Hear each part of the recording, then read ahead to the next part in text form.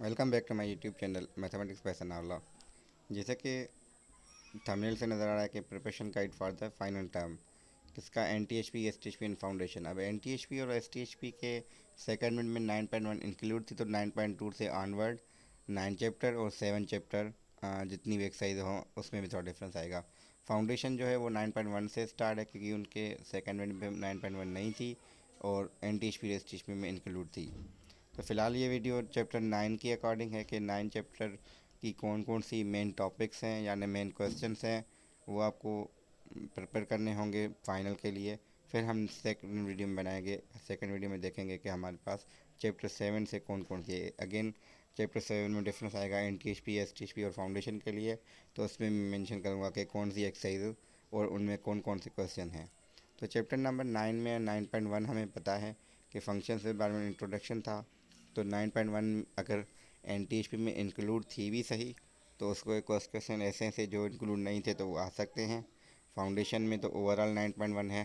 तो अगेन हम बात करेंगे कि जो इम्पोर्टेंट क्वेश्चन है 9.1 में। तो ये मैंने देखें एग्जांपल आपने किए भी होंगे, टीचर्स ने सब ने करवाए हैं, मगर जस्ट मैंने मेंशन करना है कि कौन कौन से क्वेश्चन। अब जो क्वेश्चन नंबर 1 है, ये एन टी एच पी के मिड टर्म में आया था सेकंड मिड में। अब ये चांसेस है कि फाउंडेशन में ये क्वेश्चन आ सकता है, क्योंकि अब अगेन जो आ चुके हैं वो रिपीट नहीं होंगे, इसलिए जिन नहीं आए तो वो बन सकते हैं। अगर क्वेश्चन नंबर हम 6 की बात करें जो डायग्राम का है, इस टाइप का कह सकते हैं, यहाँ डोमेन रेंज इन क्वेश्चन 5। तो ये ऐसे क्वेश्चन हैं जो आ सकते हैं, जिनकी अगर मिड टर्म में नहीं आए हैं तो फाइनल में उनके चांसेस हैं। तो मैं पर्टिकुलर नहीं मेंशन कर रहा, तो अगेन एक्सरसाइज में वो क्वेश्चन या उनसे रिलेटेड जो क्वेश्चन थे उसके हिसाब से हम बात कर रहे हैं। अब क्वेश्चन जैसे 7 है वो भी डायग्राम वाइज है, या 6 जैसे हम कह रहे हैं कि वो भी डायग्राम वाइज है। जितने अननोन होते हैं उतनी कंडीशंस चाहिए, तो एरोज़ के हिसाब से ये कंडीशन है। इवन 9 में भी ये सही है। तो क्वेश्चन नंबर 10 में लीनियर फंक्शन का डोमेन रेंज है और रेंज से डोमेन है। तो यहाँ से इंपॉर्टेंट क्वेश्चन आते हैं कि 11 से 13 तक, जिसमें क्वाड्रेटिक की डोमेन गिवन है और हमें रेंज फाइंड करनी है। ठीक है, इसमें मेरे कॉन्सेप्ट से इस कॉन्सेप्ट पे मेरा वीडियो ऑलरेडी 9.1 पे है, जैसे मैं बता रहा हूँ कि ये इंपॉर्टेंट है। तो अगेन 9.1 के ये क्वेश्चन जो हैं वो एन टी एच पी में आ चुके हैं, तो फाउंडेशन में भी चांसेस ज़्यादा हैं, और एस टी एच पी में भी अगर ऐसे क्वेश्चन क्योंकि नहीं आए थे 15 जैसा आया था, तो अब चांस है कि ये 11 to 13 तक ऐसे क्वेश्चन आ सकते हैं। ठीक है, तो यही हम करेंगे, और स्पेशली लास्ट क्वेश्चन भी इसका। अगेन 9.2 में अगर हम देखें तो 9.2 में कंपोजिशन जस्ट सिंपल है। तो पहले जो कंपोजिशन सबको आनी चाहिए, फिर इसके बाद एक कंडीशन वाले सवाल। अगेन मैं इस पर फ़िलहाल तो मैं यहाँ एक्सरसाइज क्वेश्चन मेंशन कर रहा हूँ कि इस टाइप के जो 5 है या इवन 4 भी था, या ये क्वेश्चन जहाँ पे हमें कंपोजिशन गिवन है, एक फंक्शन गिवन है, अदर फंक्शन फाइंड कर रहे हैं। फिर उसके बाद आते हैं कंडीशन वाले क्वेश्चन, जैसे क्वेश्चन नंबर 10 है या स्पेशली 11 है, जहाँ करते हैं कि एक्स फाइंड करें, तो मैं इनको टारगेट करता हूँ कि ऐसे क्वेश्चन आते भी हैं। और 16 जस्ट कंपोजिशन पे ही बेस्ड है, मगर ये भी इम्पॉर्टेंट है। 9.3 में हम इन्वर्स फाइंड कर रहे हैं। इन्वर्स का कॉन्सेप्ट सिंपल हमें पता है, ग्राफिकली के हम डोमेन को रेंज करते हैं, और ये जो आप ग्राफिकल देखें तो ग्राफ कैसे बनता है, इसमें line Y is equal X के अकॉर्डिंग सिमेट्री बनती है। तो इसमें क्वेश्चन जैसे 1 है, तो इसके चांसेस हैं आने के लिए फाउंडेशन के लिए स्पेशली, क्योंकि फाउंडेशन का ऑब्वियसली थोड़ा इजी होता है बाकियों से। तो ये एग्जांपल देख लें, एग्जांपल वैसे भी अगेन टीचर्स ने सारे करवाए हैं या क्वेश्चंस करवाए हैं। तो ये क्वेश्चन अगर 9.3 का ये आ सकता है, इससे रिलेटेड बना सकते हैं कोई भी टीचर्स, और इनके question N T H P में भी आ सकते हैं, ऐसे नहीं है, मगर मोस्टली चांसेस के फाउंडेशन और एस टी एच पी में है। और ये इन्वर्स वाले क्वेश्चन अगेन मैं कह रहा हूँ कि 9.1 to 4 मेरे ऑलरेडी ईच एक्सरसाइज पे है। फिर भी कोई क्वेश्चन ऐसा है जो मैंने नहीं किया तो मुझसे आप पूछ सकते हैं। फ़िलहाल मैं ये इंपॉर्टेंट बता रहा हूँ कौन कौन से। जैसे 13 है, तो ये प्रूफ कर सकते हैं, या कोई कंडीशन गिवन है, तो मोस्टली ये या तो गिवन डेट है या शो डेट है। 15 क्वेश्चन है इसका। इवन यहाँ आ जाए आप, अगर इसका पर्टिकुलर डोमेन के लिए ग्राफ कह सकते हैं, रेंज कह सकते हैं, कुछ भी है। अब ये क्वेश्चन हमारा देखें 23, 24 इन्वर्स, हम इन्वर्स की यूज़ है। अब लास्ट हमारी 9.4 है, तो एब्सोल्यूट का कॉन्सेप्ट और यहाँ इंपॉर्टेंट है कि एब्सोल्यूट का ग्राफ जैसे यहाँ बना रहे हैं एग्जाम्पल में, ये ज़रूरी है। फिर लाइन का इसके साथ कट है। फिर 9.4 की एक्स है। अब इसमें भी बात करूँ कि अगेन मैंने इसको फर्दर किया हुआ है आगे वीडियो में। फ़िलहाल मैं क्वेश्चन के हिसाब से बता रहा हूँ कि कौन से इंपॉर्टेंट, तो 3 है या 4 है। यहाँ से देख लें 6, 7 है, 8 है। और मैं इनको दोबारा भी मेंशन करूँगा जब मैं एक्सरसाइजेज वाइज जो मेन क्वेश्चन है या मेन अगेन टॉपिक्स कर लें, तो मैं तो उसको डिस्कशन आगे कर रहा हूँ। मगर फ़िलहाल के लिए मैंने जैसे यहाँ से एक्सरसाइज को दिखाने के लिए आपको इंपॉर्टेंट क्वेश्चन बता रहा हूँ। और जो इंपॉर्टेंट नोट्स होते हैं ना चैप्टर की, ये ज़रूर देखें। अब 9 की हम बात करें तो 9 के देखें। और इसकी मिसलिनियस क्या होगी कि 9.14 मिक्स में क्वेश्चन होंगे कि किसी में दोनों एक्सरसाइज होंगी, किसी में 3 होंगी, तो मिक्स इसमें हो सकते हैं या होते भी हैं ऑब्वियस। जैसे ये 11 क्वेश्चन है या 12 है, क्वाड्रेटिक का जब ग्राफ हो तो ये इंपॉर्टेंट होता है। और 13 में 13 भी इजी है, 13 इतना मुश्किल नहीं है। अगेन हम इन्वर्स के लिए करते हैं। और 14 में क्या है, साइमल्टेनियस इक्वेशन है। यहाँ y एक पॉजिटिव एक निगेटिव आती है, तो निगेटिव y क्योंकि y एब्सोल्यूट को शो कर रहा था तो हम यहाँ नेगलेक्ट करते हैं। इसको सॉल्व करेंगे पता चल जाएगा, मगर ये पता हो कि एब्सोल्यूट इज ऑलवेज पॉजिटिव। अगर y की वैल्यू नेगेटिव आती है इट मीन्स कि y वो सेटिस्फाई नहीं करेगा क्योंकि एब्सोल्यूट पॉजिटिव आना चाहिए। तो अभी क्योंकि मैंने इसको ये क्वेश्चन करवाए हुए हैं, तो इसलिए मैं फ़िलहाल इस वीडियो में 9 चैप्टर को डिस्कस कर रहा था। अगर दोनों को करता तो वीडियो ज़्यादा लेंथी हो जाती, तो इसलिए फ़िलहाल मैंने सिर्फ 9 के रखे हैं। अब हम इंडिविजुअली आते हैं कि 9.1 में कौन कौन सी टॉपिक्स या क्वेश्चन। अब वो तो हम क्वेश्चन के हिसाब से दिखा रहे थे with the book, with respect to book. अब ये है कि क्वेश्चन कौन कौन से या कौन सी टॉपिक्स इम्पॉर्टेंट हैं विद रेस्पेक्ट टू एक्सरसाइजेज।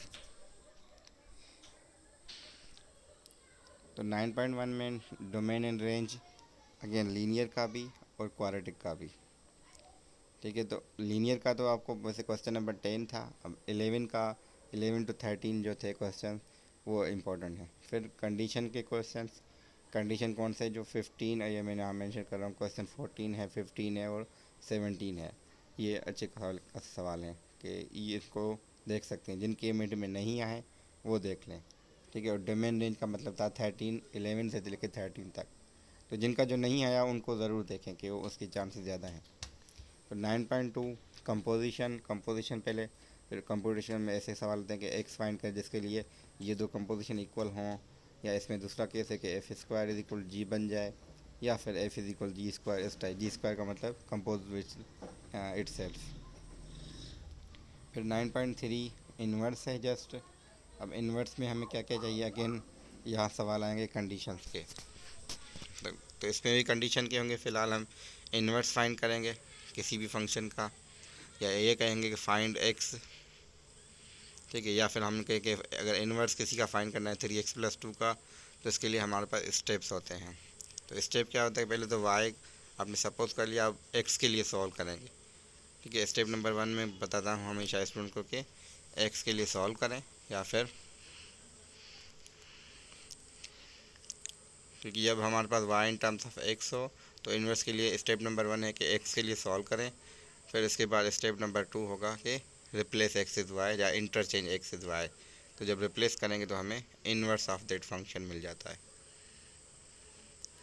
ये तो यहाँ मैं लिख रहा हूँ रिप्लेस या इंटरचेंज। ठीक है, एक्स को वाई करते हैं, वाई को एक्स करते हैं आफ्टर सॉल्विंग फॉर एक्स, या फिर ये रिप्लेसमेंट पहले कर लें, वो बाद में हो जाएगा। ग्राफिकली क्या होता है कि कोई अगर ये फंक्शन एफ है तो इसका इन्वर्स क्या होगा, अगर पॉइंट 0,1 और 3, ये क्वेश्चन आई थिंक 14 या था जो मिसलिनियस में था, उससे रिलेटेड है ये। 14 या 13 था I think, 13 question number 13 miscellaneous 9 में। तो 0, 1 और 3, 2 है। तो अगर इसका हम इन्वर्स बनाना चाह रहे हैं तो पॉइंट्स हमारे क्या होंगे, 0, 1 से इन्वर्स में आएगी 1,0, 3,2 से आएगी 2,3। तो अगर हम दोनों प्लॉट करें, उनको मिलाएं, तो ये एफ़ का इन्वर्स बन जाएगा। ये इन लीनियर सेंस है। ठीक है, और अगर हम इसको देखें तो ये सिमेट्रिक है along the line Y is equal X, जो दरमियान से लाइन होती है उसके अलॉन्ग सिमेट्री वैसे भी होती है इन्वर्स फंक्शन में।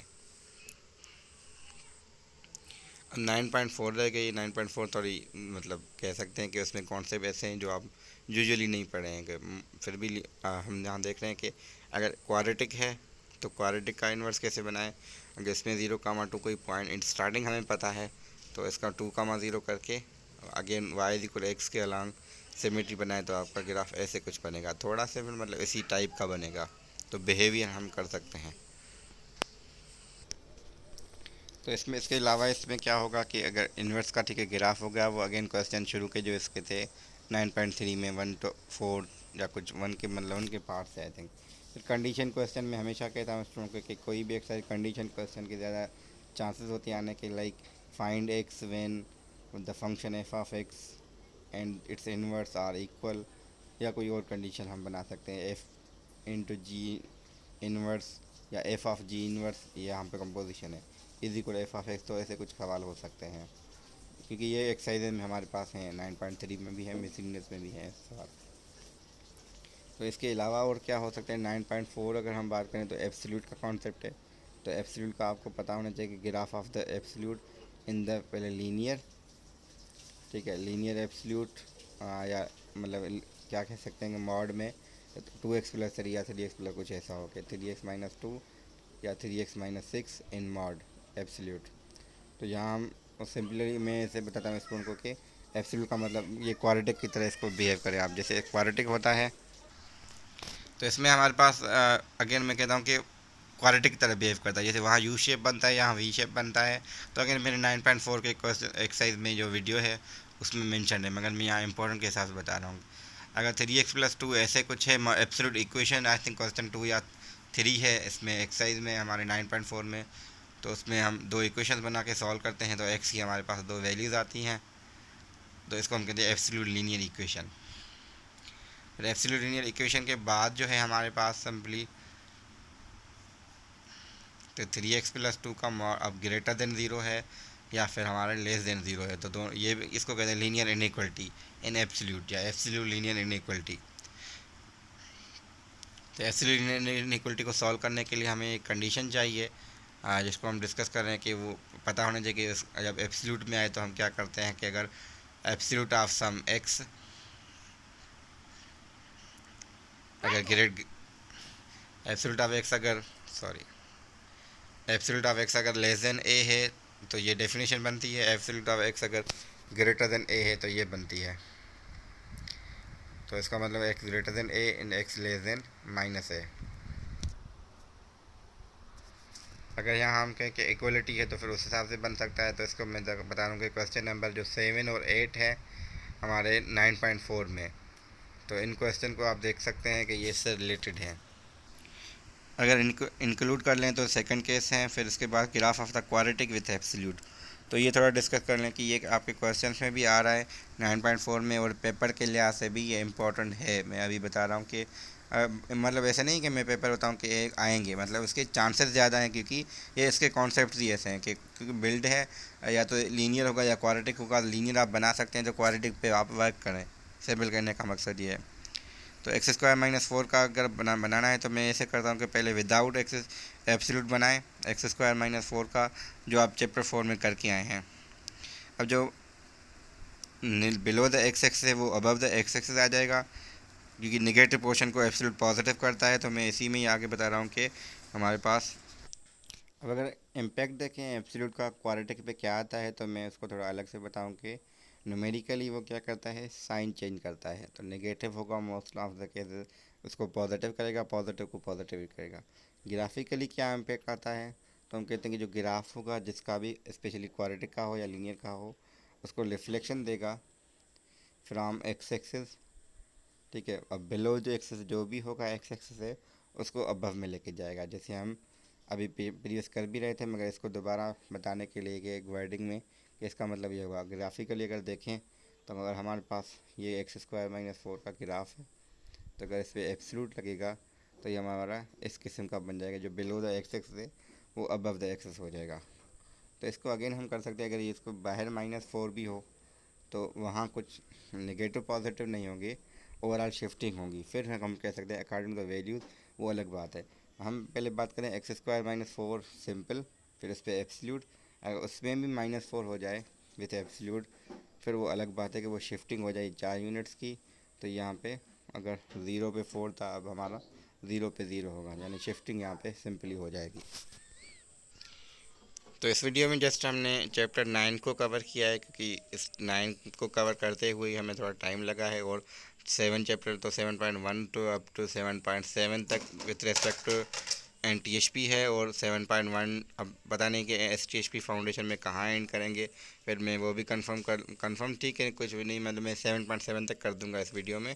अब अगर उनका इंक्लूड होता है तो वेल एंड गुड, नहीं होता अभी जितना उनका होता है तो उनको हेल्प मिल जाएगी STHP और फाउंडेशन के स्टूडेंट को। Thank you. तो नेक्स्ट वीडियो में मैं चैप्टर 7 पे बना रहा हूँ, तो होपफुली वो भी जल्दी अपलोड हो जाए।